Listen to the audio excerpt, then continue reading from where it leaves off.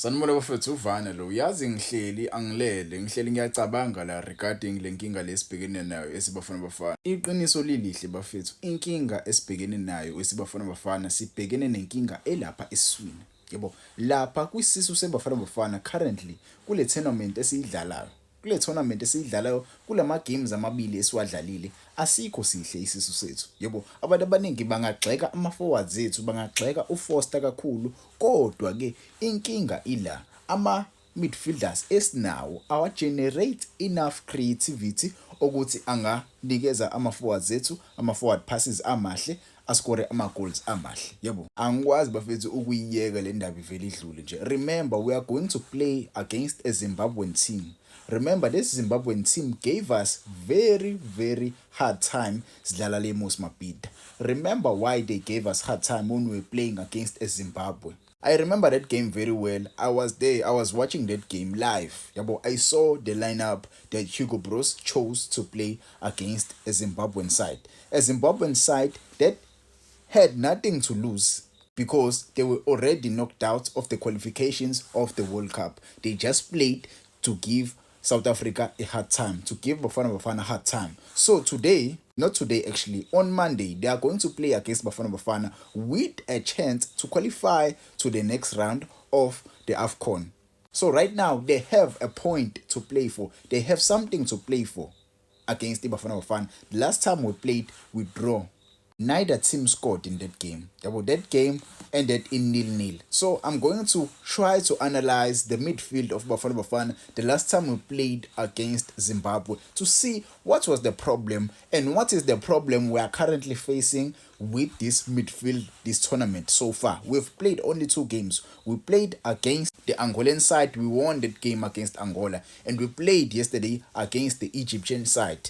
And that Egyptian game, it was a nice game. Yeah, but we played against the Egypt, but again, the refs chose to spoil the game for Bafana Bafana and also Egypt. But again, we cannot dwell on that too much. We cannot put the blame on the refs too much. But again, what mistakes did we cause as a team? Yabo. So I'll start with the Zimbabwean game. If you remember that game, if you remember the lineup, yabo. I think it's the same setup esinayo so far kuBafana Bafana. I think iyona setup esinayo le. So eswini bafethu, I have to address the elephant in the room. I feel like eswini isisu seBafana Bafana currently akusisona isisu esimnandi, akusisona isisu creative. Why ngisho njalo na?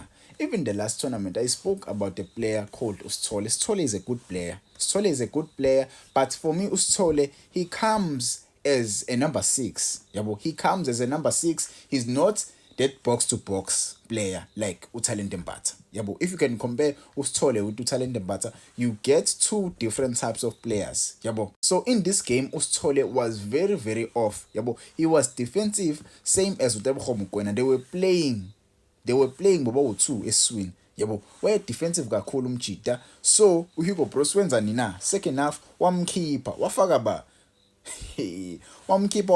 wamkhipha wafaka uBathusi Obhas ngo-46. Njoba nje ezofaka uBathusi Obhas, uzomfaka uBathusi Obhas udlala eswini uTebogo Mokoena. Remember, uBathusi Obhas unumber bani na? Unumber 6. Tebogo Mokoena unumber bani? Unumber 6. Bathusi Obhas number 6, Tebogo Mokoena number 6. Bafana Bafana chose to defend against a side that was defending also. Okuyibani? OkuyiZimbabwe. So this time Zimbabwe, they will make sure ukuthi nabo bafuna 3 points. This time ngeke bahlale kakhulu emuva, bazofuna ukuza more kweBafana Bafana. So thina currently kule tournament esiyidlalayo, first game we played with ubani umjida lo uMokoena eswini with Usithole. Defensive isisu sethu bese defensive. Second half sa introduce abani futhi sa introduce uBathusi Obhas. Yabo, bingekho creativity lesa sisu lesana, but ke besikwazi ukulimove ibhola. Yabo. So for me, I think lesa sisu lesana kumele sicacise ukuthi it's either siyathanda yena ukudlala ibhola because we're a ball playing country. Yabo, ifana bafana bafethu inabadlali abakwazi ukudlala ibhola. yabo. So number 10 abalandiwe this time akusibona number 10 yabo ongavoucher kakhulu ngabo, but ke uSipho Mbule is that type of number 10 that you can rely on. But so far in this tournament I haven't seen the Sipho Mbule I know. I haven't seen the Sipho Mbule I saw against Nigeria. I haven't seen that Sipho Mbule that we usually know, that Sipho Mbule we saw against the Ghana when we were playing Ghana before we played Angola. I haven't seen that Sipho Mbule so far. And when you look at a player like Relebohile Mofokeng, to me I see him more as number 10, yabo, because so far akekho number 10 osabiziwe for Bafana Bafana. Maybe ngangitshela wena umuphi omunye umdlali ongashintshisana noSipho Mbule kuBafana Bafana other than Mofokeng. Even Orlando Pirates, the new coach Abdeslam Madu have converted Mofokeng into a number 10. Yabo, Mofokeng usually plays as a number 10 kule season lesikuyona kwi-Orlando Pirates. So why don't we play this boy as a number 10? Because we saw him being introduced against the Egypt. He was playing as a winger. He was so far there. Yabo, he did some dribbles, and awasebenzanga, and he passed the ball back. Yabo, we don't need Mofokeng playing as a winger, as a far winger. He's not that quick, he's not that fast. He's more of a winger ekwaziyo mfethu ukuthi edriblishe ikwazi ukungena ishaye cross. But ke against the Egypt ibe strong kakhulu, bese ngombone edlala eswini, yabo, more centrally, simbone ekwazi ukudriblisha khona eshaya amavala khona, mase eshaya ama 1-2 angena spacing ashaya net, yabo. Mofokeng ngikwazi ukudlala kuma tight spaces akanjalo medlala central, but mezodlala wide kuye kube nzima for yena ukuthi akwazi ukungena i-team mid defender strong, yabo, because most cases uvela shaya ama 1-2 ibhola liphume kube ikhona into ezikanjalo. Kanti ke uzothola iwinger elisharp, iwinger eliforsayo, iwinger elinjengomorem eliforsayo ukungena, iwinger elinjengonkota eliforsayo ukungena, uzokwazi ukuthi uthole something kuma wingers. But ke kumfuke ngomdinga nje centrally as number 10. So inkinga yami ke ubani esingamfaka as number 10 yabo kulama games lawo, because we played there against the Egypt nakhona sichoose ukuba defensive, yabo. Siqale nje igame with ama defensive midfielders. Sizoqala ngoMbatha, sizoqala ngoSithole, sizoqala ngoMokwena. Disaster.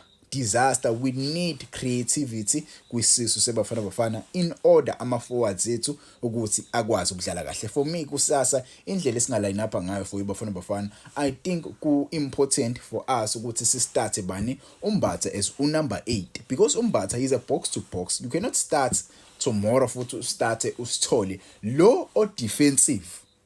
Awukwazi uqala uSithole futhi kusasa lo defensive. Kumele usoqalisa uMbatha, uqalise bani uTebogo Mokoena. For me futhi uTebogo Mokoena uyaleka kancane kule tournament, but umqalisa uTebogo Mokoena lapha na mfethu, masuqalisa bani umqalise mfethu uSipho Mbule, maybe ke kodwa ke Mofokeng ngamqalisa, but I prefer uSipho Mbule eqalile as number 10. I know akasinikeza ilutho so far, but angakwazi ukubalance with uMbatha with ubani futhi uTebogo Mokoena. I remember that Rwandan game when we played against Rwanda, that midfield was so balanced. I want uMbatha, uMokoena noSipho Mbule as the trio ekwiBafana Bafana midfield, because uMbule benoMbatha they usually connect very well when they are playing in their club level side. So start leyo combination leyo, yabo, vele babe combine vele besa ku SuperSport ngokwabo.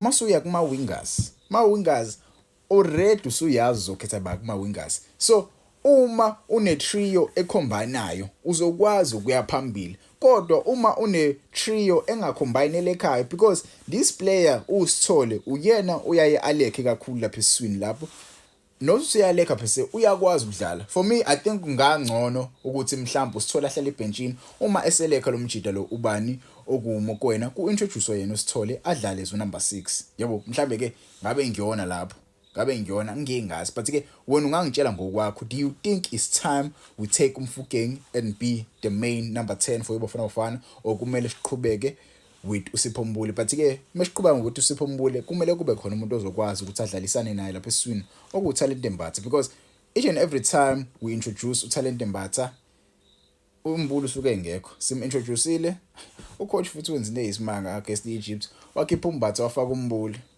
But again, that's a story for another day, yabo. Uvane lo bafethu wena ungangitshela, what do you think regarding le match eBafana Bafana against Zimbabwe? Do you think iBafana Bafana izokwazi ukuthi inqobe le game le ngamagoli amaningi, and the midfield. I-midfield iyona problem for me, iyona inkinga ekumele siyi-address, iyona inkinga ekumele siyilungise. Once alungisa i-midfield, Bafana Bafana izoshaya kwasani kule tournament. There is no team that comes close to iBafana Bafana kule tournament. Once nje salungisa leyo nto encane